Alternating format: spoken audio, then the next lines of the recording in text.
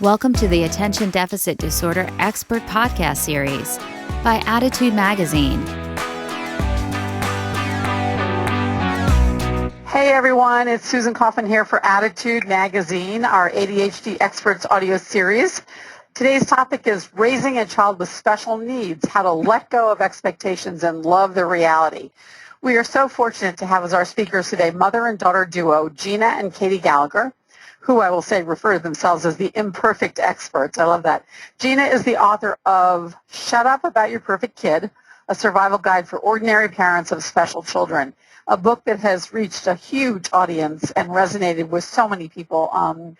Gina's blog, shutupabout.com, and her Facebook community are just stunning in their reach and the community that they provide for people. We're so happy to have Katie, her daughter, today with us as well. She's a 19-year-old college student living with ADHD, Asperger's, and learning disabilities, and she's here to offer insights to parents on the realities of her life.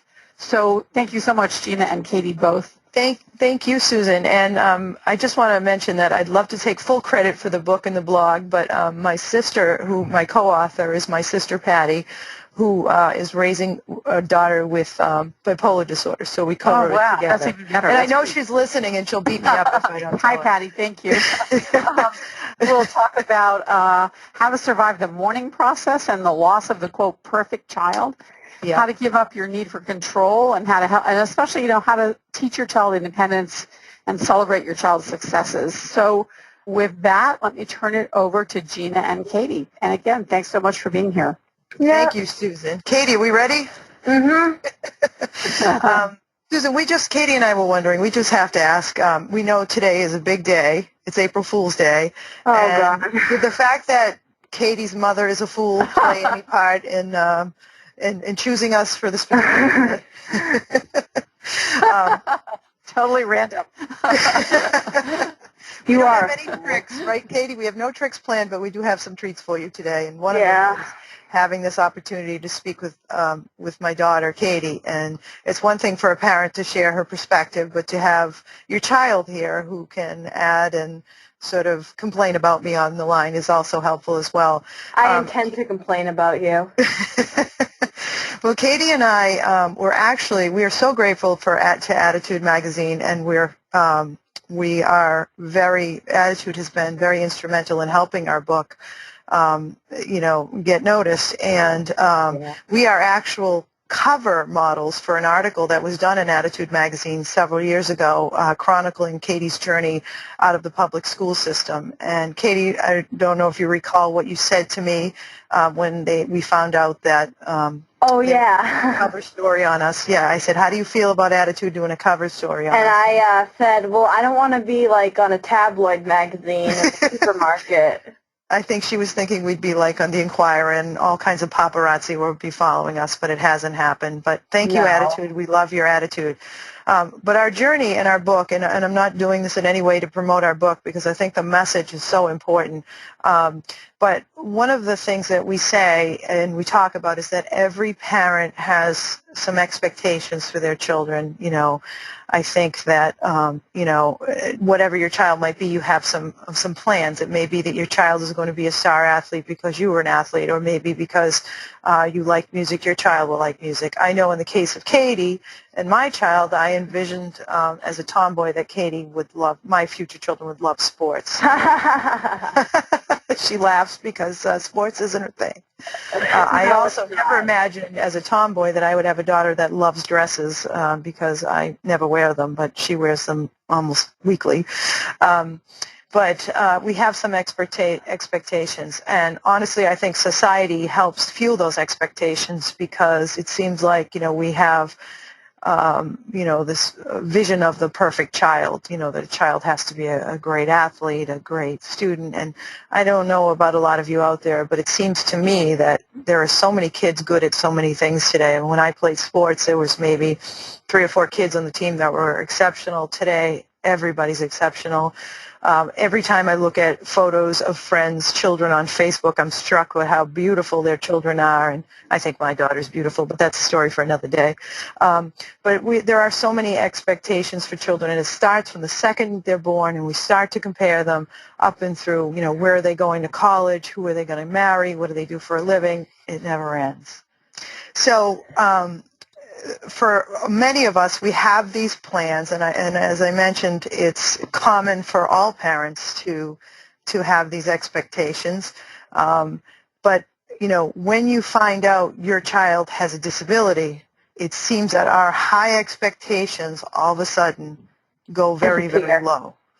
And I think part of the reason for that is, I know in my case, when I found out Katie was diagnosed with a disability, and I know my sister felt this way about her daughter, you turn to all kinds of resources to get help and assistance. And what you find is that everybody projects sort of a negative side of things. Any expert I talk to, a neuropsychologist, read their reports, and they would tell me all the things that she couldn't do and wasn't able to do. And Katie, you've kind of experienced that yourself. I remember when you spoke at your high school graduation. Remember what you talked about? Yeah, I do.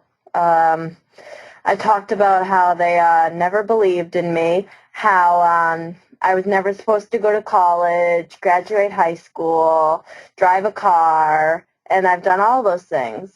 Yeah, and I think as your parent, too, I kind of fed into that. I remember something as simple as your first communion. I remember you had problems, Katie, like a lot of children on the autism spectrum, has difficulties with textures and foods and tastes. So when it came time to make her first communion, I was convinced that she wasn't going to be able to do it. In fact, I actually went to the priest and said, Father, forgive me, for I'm about to sin. My daughter's going to spit out the communion wafer, because we were taught never to touch it, never to. And I remember my sister at the time, who is one of Katie's biggest cheerleaders, always saying, she'll be fine, she'll be fine. And she got up, and I was a nervous wreck while she was making her way down in her beautiful communion dress. And you did it, right, Katie?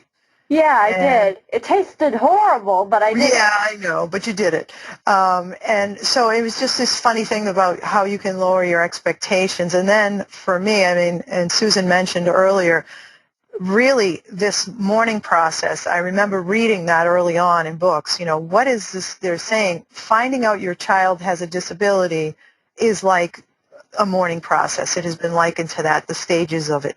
And one of the things that I have found is that, having 3 years ago, we experienced the depth of the mourning process when we lost our mother, or I lost my mother. And I never understood what they meant until that happened, when I realized, even though my daughter Katie is doing amazingly well, and you are, Katie, and I'm so proud of you, sometimes I wonder, sometimes I could see something somebody went to school with. Like I remember when you were in a special needs school, they didn't really have an official prom, and I'd drive by the prom and I'd see all these kids lined up, and I'd say, that's where we were supposed to be. And a lot of parents go in and out of that mourning process. I know some of you may have read the poem or the essay, Welcome to Holland, and that Emily Pearl Kingsley wrote that article to describe what it was like raising a child with Down syndrome, and how it often felt like, you were, everybody else was on this trip to Italy. Having a baby was like going to Italy, and then you make your plans for Italy, and you get on the plane, and all of a sudden they say you're landed in Holland. And, you must adjust to a whole different way. But you never get over not going to Italy. And I think that mourning process is common for a lot of parents. I know that I spent time there. I think that when it becomes troublesome is when you can't get out of it. And fortunately, we were able to get out of that.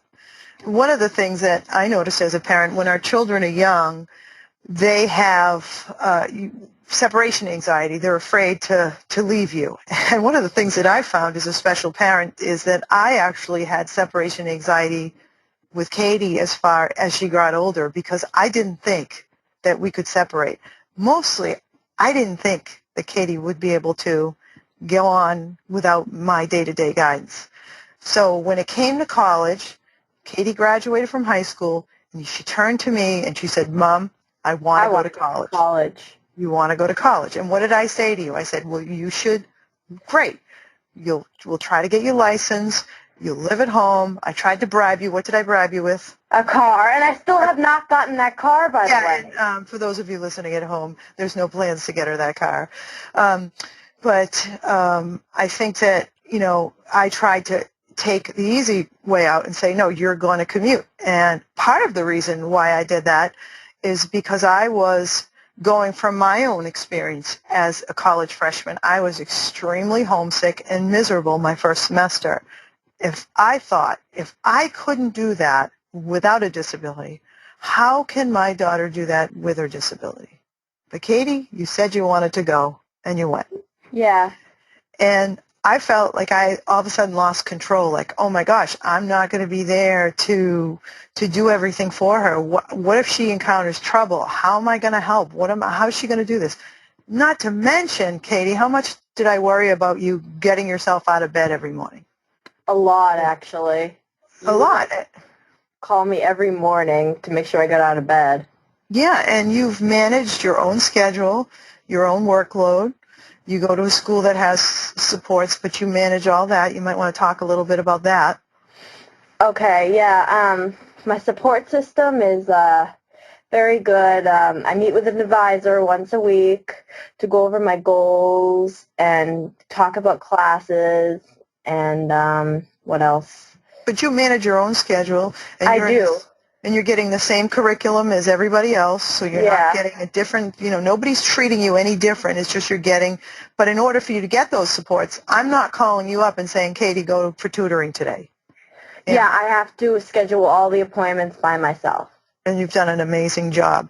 Yeah. The other thing I found about college is that many of Katie's peers, I found that parents were so still stuck in this expectation thing that if their children didn't want to go to college, they still forced them to go. And, and they only found out later on that that's not the case. Now, Katie has a younger sister that's 16 who has some learning challenges. Right now, she's expressing the need not to go, that she doesn't want to go to college. I think she would love college, but I'm sort of following her lead on this because I don't want to put her in a situation where she's not ready for. And I think that goes very well to my last point in the slide. It's not about you. One of the things that has been hardest to learn, because I think everything is about me, and my sister. True, she does. She does. One of the most difficult things that we forget as parents is that we think our fears that we had, for example, when I say I didn't want to live away at school, I was scared. I thought Katie would share those same exact fears. Similarly, when Katie has a difficult situation, like she may not be out on a Saturday night at college, that would have killed me. With Katie, it doesn't bother her. She needs time alone. It does bother me, but sometimes you not need to the time degree alone. it bothered me. But there's things you worry about that I don't worry about. But I have to remember, it's not you. I have to separate. It's not about me. It's your life. So how do we get to that point where we get to the point where we stop living in the expectations and loving the reality? And I think one of the things that Katie has taught me, Kate, you've taught me so much, and I guess I think I'm the one who's supposed to teach you, but somehow we got it reversed. Mm-hmm. You taught me, number one, that I've got to let you live your life and guide you. But I can't force you to do things you want to do, although I really would like it when you come home this weekend if you would clean your room. What? We're not allowed in our house, so I don't think that's even possible. But guide her. I didn't try to force her into college. I stayed up at night worrying myself sick, and when I dropped her off, I was convinced that it was not the right thing for her, but she has hung in and loves it and is doing so well. So I'm guiding. When she told me she wanted to live away at college, I went and I explored all the options with her. One thing, Katie always jokes about this because I say I don't really always listen to my husband. Okay, I hardly ever listen to my husband, but one of the best pieces of advice he gave me was not to ride the highs and lows. And I think that's something I've learned with Katie. If she's having a really good week, I tend to get high. If she's like today I talked to her, she's very stressed out from her workload. Yeah. I've got to learn not to get low and to be, and have I gotten better at that, Katie? You have gotten a lot better. Yeah, but she tells me I need a life because I'm always asking her Oh, questions. yeah, you totally need a life. One thing that is so important, my sister Patty and I always joke that she's the sister afraid of success and I'm the sister afraid of failure. Failure really scares me. But every book I've read on success tells me that failure is a part of success. I think failure scares me, but failure petrifies me for my daughter because I feel helpless and I can't do anything. But I have to allow her to fail. And Katie, I have to say, if I may brag, everyone listening, you've not failed at anything. Yeah, all right, let's go.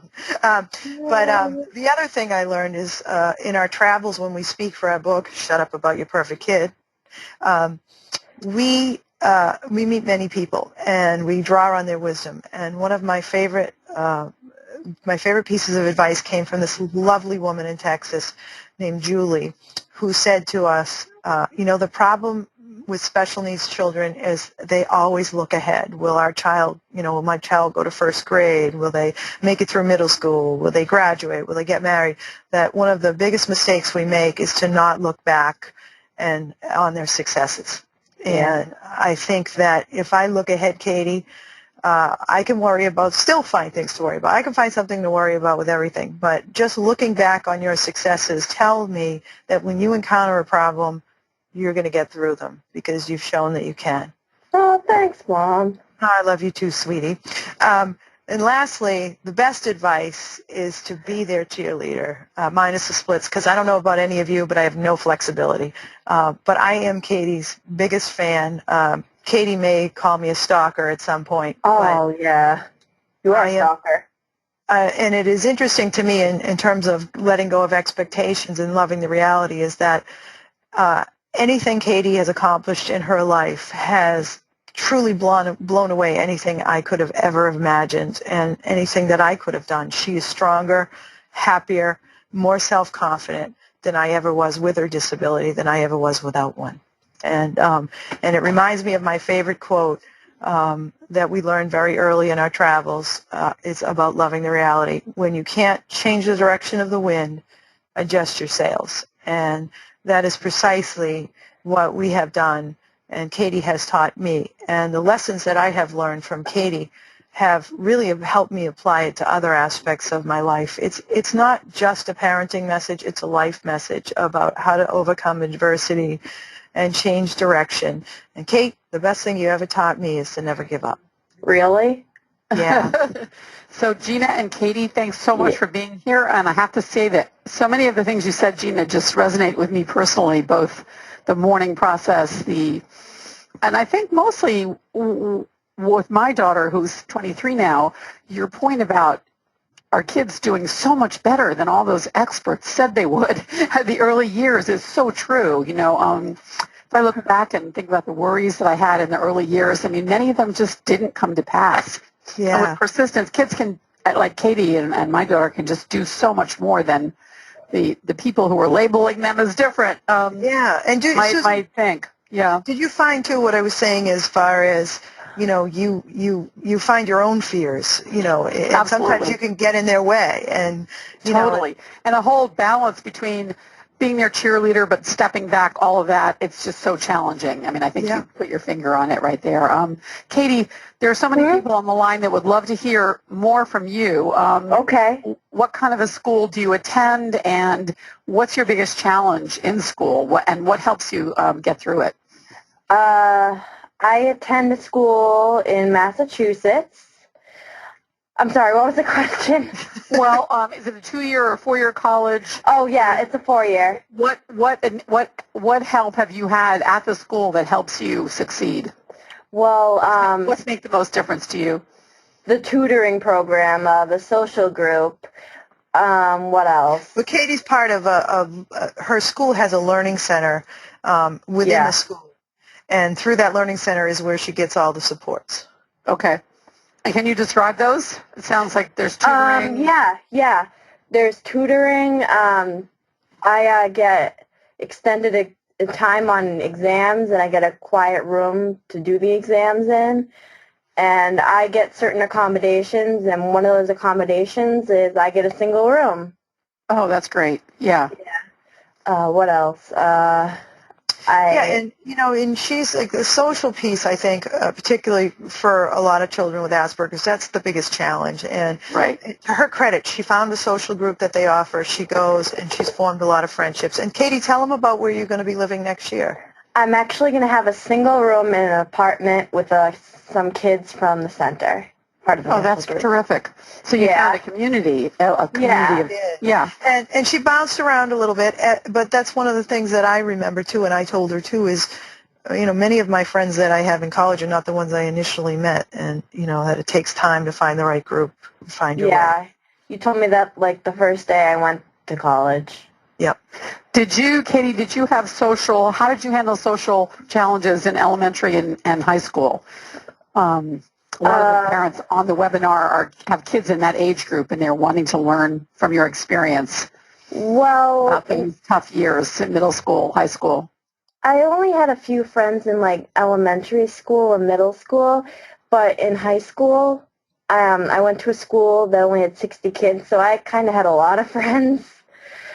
Or a lot of friends who all had disabilities. Yeah, that's what I meant. A little bit easier there. Yeah, they were easier to talk to, and they accepted me for my quirks and such. Okay, so you were in a private school or a special school. You weren't in a yeah. We tried the public school route for Katie, but no, it didn't work. This is going back, several years ago too, where when I remember when we got the Asperger's diagnosis, people said to me, the teacher said, "What is that?"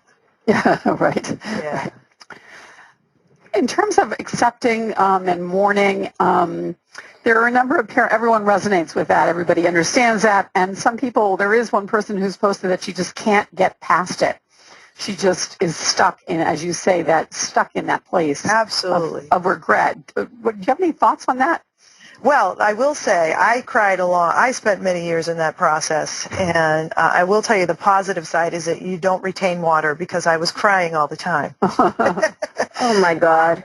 Yes, I mean, I don't know. I did seek professional help when it got to a point where I was really sad. I mean, I found myself very, very sad. And when I mean sad, I wasn't, suicidal. I just remember, honestly, I remember saying to my husband, I was thinking, I do not want to live to see her grow up because this is so painful. And it was getting worse and worse as she got a little bit older. And I'm talking as she went from kindergarten to fourth grade, that's when the kids really started to notice the differences.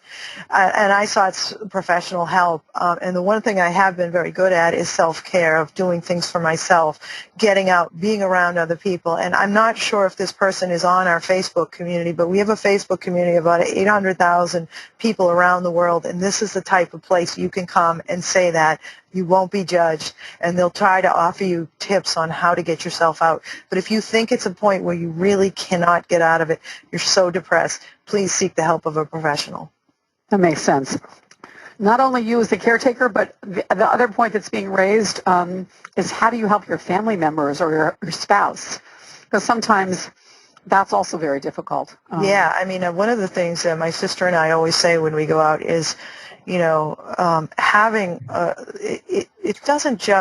having a child with disability does not just affect that child. It affects that whole household, especially the marriage. It's a tremendous. The day my daughter got into her special needs school was the day the stress load in our family just completely changed, and it's just, it makes it so much easier to get them in the best position to succeed. So that's one. You got to fight for them. You got to get what they need as school. You've got to work with teachers, build the team, build the community, get the support you need, and involve your spouse as much as possible, because it does take a tremendous toll. And I know one thing I would like to say, I'm not sure how many men are out there, but wives, you need to understand that your husband processes things differently than you do. Women tend to be very outgoing and upfront with each other about what we're struggling with. We had a man in one of our talks come up to us and he said, "I can't talk about it. My wife goes to a support group. She gets it out. We don't do that. We don't sit around the water cooler at work and, talk about what's wrong with our kids. Men are fixers. They want to fix things, but the problem is they don't know how. So you've got to give them concrete steps of things they can do, involve them, but understand, first of all, their perspective." Right, right. Okay. That makes sense. Everyone wants to know more about the name of the Facebook page. Sounds like a great resource. You said it's Shut Up About Your Perfect Kid, right? Yes, and there is a poser page out there with the same exact name, which is a story for another day. However, it is Shut Up About Your Perfect Kid, and you know it's the right page when you see 792 or whatever it is, 1,000 people, and you see an adorable child's face on the timeline. Because every day we feature a story and a photo of a special needs child. That is great. Wow. Question about, for both Gina and Katie, at what point did how did you discuss her diagnosis, Gina, with Katie? That's a question that many people have. How do I talk with my child about this? Yep. And at what point did she become able to advocate for herself? Well, I was always very open with her. And, I wore my heart on my sleeve, so I think she probably would have figured out that, that I was kind of walking around pretty worried and sad. And yeah, I still do. But, I think that it was, for me, she used to say, I'm different, Mom. I'm not like the other kids, and cry herself to sleep. My sister, I hate to keep plugging her because she's going to get a really big head out there. My sister had bought, when Katie was younger, she had bought her the book, The Little Engine That Could. And I remember reading that book to Katie. She was I still have that book, actually. She brought it to college. Such a great with her. book. No, I remember telling her that, how I explained it was, you are that little engine. You get to the same place. And gosh, look where she is right now in her journey. She got the same place every other kid her age. I should say every other kid because college isn't for everybody. But she got to that place where a lot of her peers are. She just got there a little bit slower pace, and she took a different route. But she got there. And she got there because of her heart and her perseverance. So that was sort of one of the ways we used. Another way we used was to tell her that, I talked about ice cream flavors. All these other kids, they're vanilla. And I said, what color are you, Katie? And she said, I'm what'd you say, Kate? Sherbet. Rainbow sherbet. And then she said, what color are you, Mom? And what color is Aunt? And I told her something with nuts because we are both nuts. But anyway. True. That sounds great. No, I think perseverance is so key because we all know that's the way to manage this. Yep. But, I think some people have children that just won't step up, won't grasp and won't do what needs to be done. Do you have any advice for those parents? I think that's very difficult to live through. It is difficult. First, look within yourself. You can't change necessarily everything about them, but look within yourself. Am I putting them in the best position to succeed? Am I really listening to what they want and not what I want for them? And I think that was part of my process too, was learning, separate yourself from what they are, who they are, look at them and give them the support they need. And a lot of parents out there, and I don't think it's anybody that's on this call, they don't get the help their children need because they don't want to be seen looking for it or find out or have people know there's something wrong. But chances are if you're on this call, you're either here because Katie and I paid you or because, or because you're looking for better ways. And that's the other thing. Always look for other ways and never discount the power of the special needs community. And that's why I'm plugging the Facebook page because that is where you truly get people who can give you practical, the experts can give you their medical and their clinical advice, but it's the day-to-day parents that have the best advice. Right, absolutely. Colleen just posted, I just finished the Shut Up book, many laughs and a good cry too. And are there other books that you recommend for my family members? Yeah, it depends on the diagnosis. I read a lot of different books. I hope my sister and I will write a follow-up to that book. That's the plan, but we fear that we're one-book wonders. But yes, there's a number of terrific books out there. And, I found, like, in terms of Asperger's, I really enjoyed Look Me in the Eye by John Elder Robeson because that helped me understand my daughter's mindset in terms of how she wanted to connect but just didn't know how to from an Asperger's perspective. I actually, and I read a variety of books about, I love the Rosie Project. Just, I don't know if any of the readers have read that, but just sort of getting an adult perspective, a humorous look, because a lot of times our children are so very funny, and I think sometimes we focus on trying to fit them into a box and that we never realize that it's okay for them to be a little quirky and be themselves. Could you repeat the name of the first book, please? Look Me in the Eye by John, and that was Yep, that was for John Elder Robinson. And then I enjoyed the Rosie projects. I mean, I've read a lot of different, Okay. All right. Katie, Yes. your mom described that you took a different pace, it took maybe a slower pace to get where you went. People are wanting to hear more about that. What does that mean exactly? Or slower it pace? means that I took my time and I didn't rush into things, and like the things that they were doing, like getting their license or and stuff. I took my time with that because I I didn't feel like I was ready. Right. Yeah. Okay. So just recognizing that things will come along. You'll be ready for things when you're ready. Yeah. And she did get her license, which was great. Yes, She got it at 19. That was a big moment for my daughter. I think she got it when she was 21, and it was huge. Yeah. So I just wanted my freedom. Right. Exactly. It's a great freedom moment. You know what? And that's true with everything. We had on our, we do a little newsletter, and we focused on, shoe tying tips. Shoe tying, something that came late for Katie. Everything she's lagged behind and all of this stuff, but she's gotten there. I still struggle with shoe tying, but I can do it now. So yeah.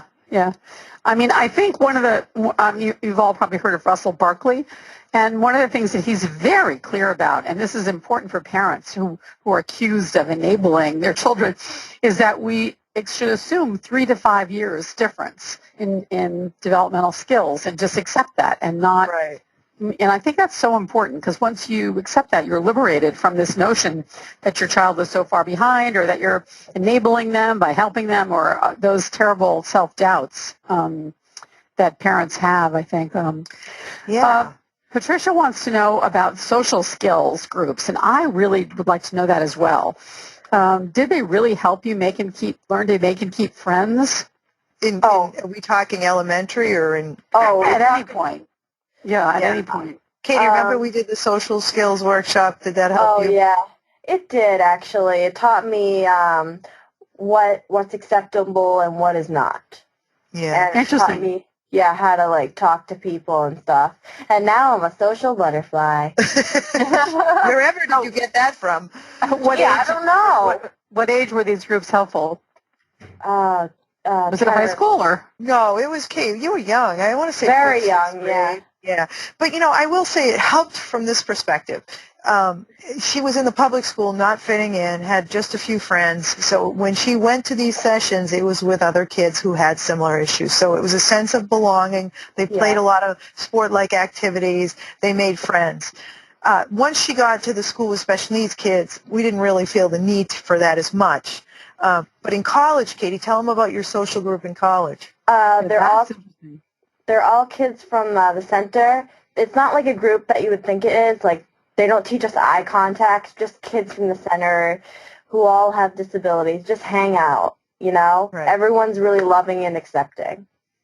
Yeah, and I think that's the thing with a lot of these kids. People assume, when you're a kid that's a little quirkier, they assume, you don't really want to fit in. No, they want to fit in. They don't know how to fit in. Right. So this sort of brings them together. It's sort of like, if you have a child that you want to connect with other kids, make friends with other special needs parents who, get your kids together and make friends with the parents yourself so that you have a community. I always said I was going to start an online dating service with special needs. Oh, my God, please don't. Oh, my God. Question from Wendy. Why did public school not work for Katie? A plethora of reasons. One was, one was that we wanted inclusion to work for her. But now keep in mind, we were going back a while ago, so it was like 12 years ago. So she was kind of the quirkiest kid in the class, but she wasn't.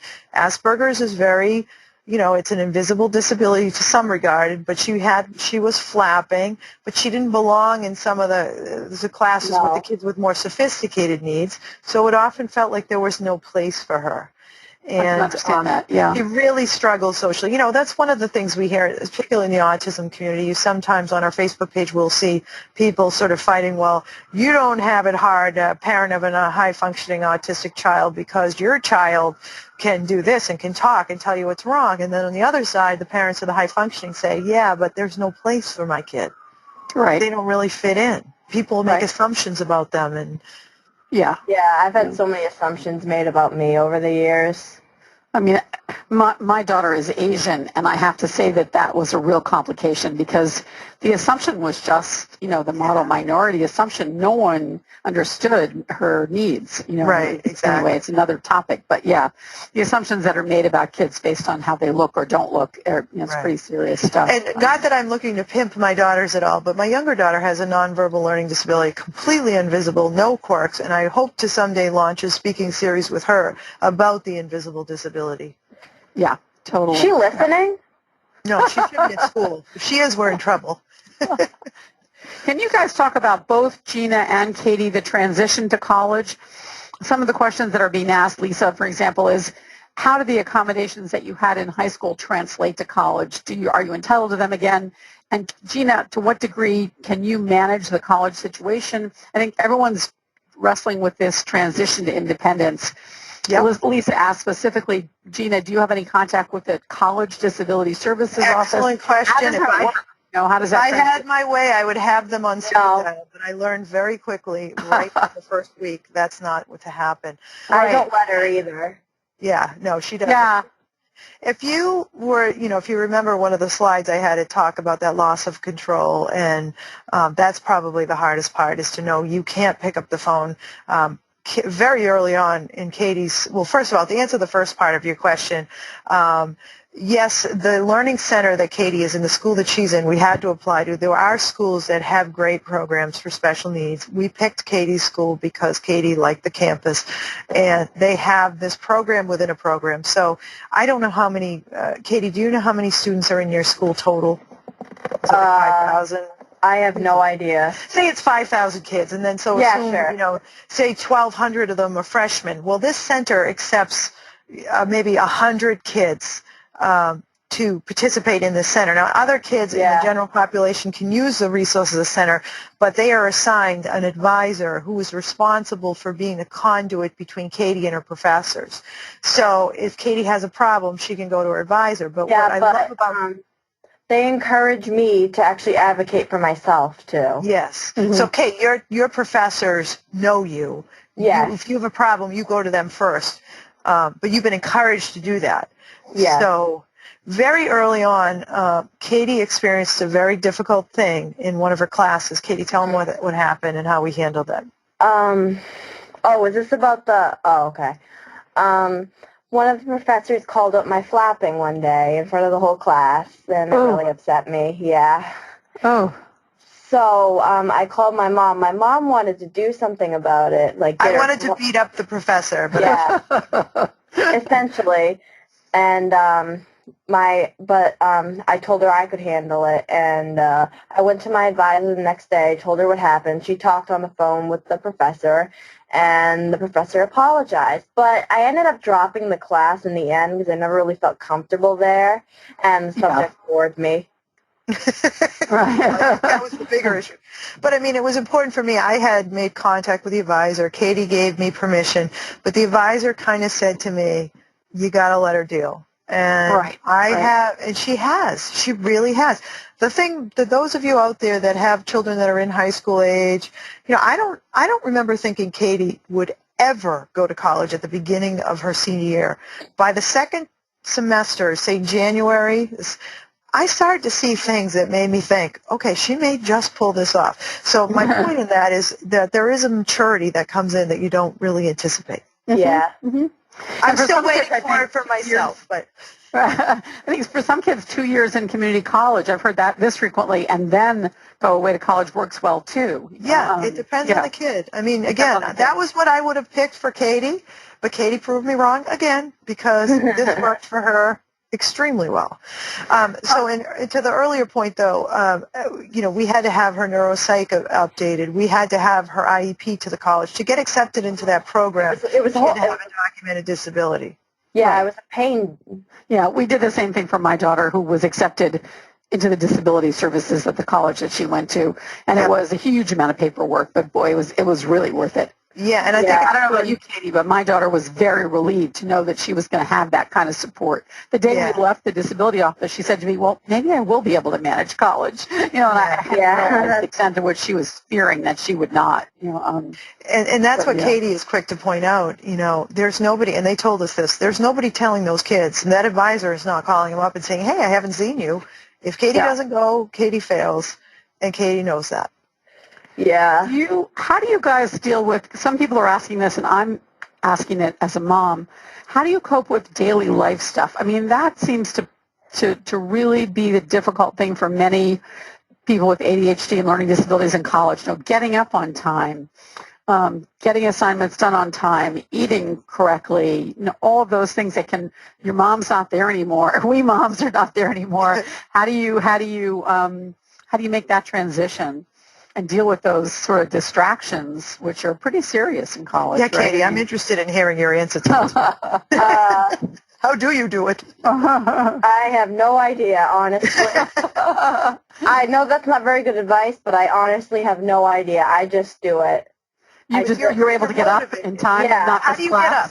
How do you get up? Well, I use this thing called an alarm clock. Okay. But, and at home, I don't know if any of the parents out there, but I literally had to wake her up every morning. Same here, yeah. Yeah, I try to go to bed at a reasonable hour, so that way... Victory number one. Yeah. Yeah, but sometimes it doesn't work. But, I think, as a parent, too, there's times where, we're hands-off. But the one thing I've learned, and Katie and I spoke recently for the Asperger's Association of New England, and we shared this, there are times when you have to leave them alone. And I was chatting with a father whose son is off at college with similar issues, and he felt the same way I did. And Susan, I'm sure you can say this, there are times when it's normal stress. Right now, she's normally stressed from her workload, from this time of year. So I remember, hey, this was stressful for me, too. So that's normal. Absolutely, yeah. But there are times when you can tell that they may be teetering on a little bit of a breakdown.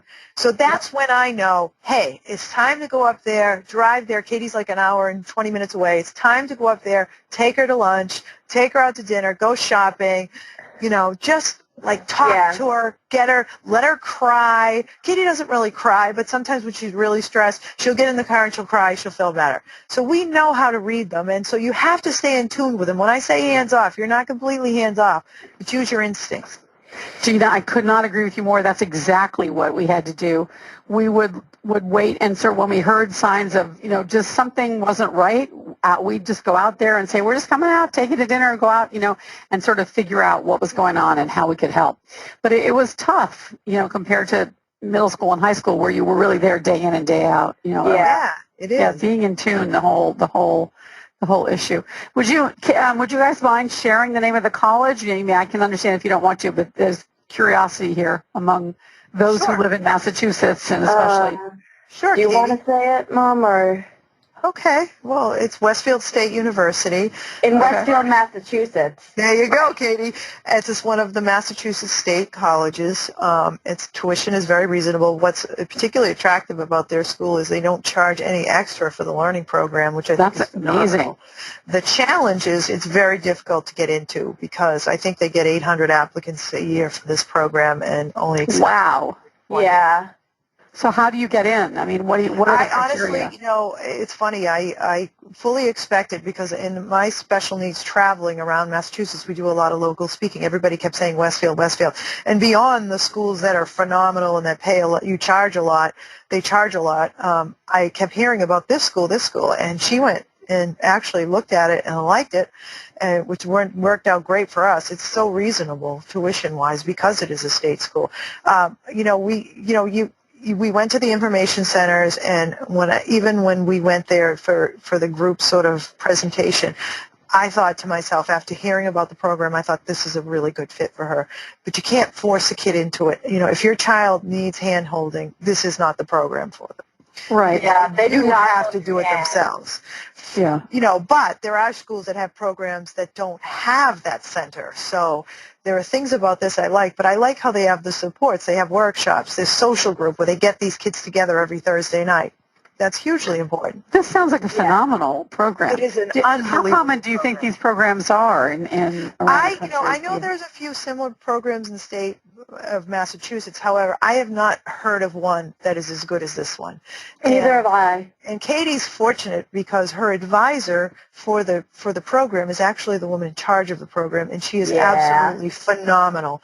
And one of the things I love about Sarah so much is that Sarah keeps kids like Katie and still advises because she stays in touch with what they need. And what's really great about Sarah is she loves to see. Katie, tell them what Sarah said to you about how she likes to see her students grow. I wrote an essay about her.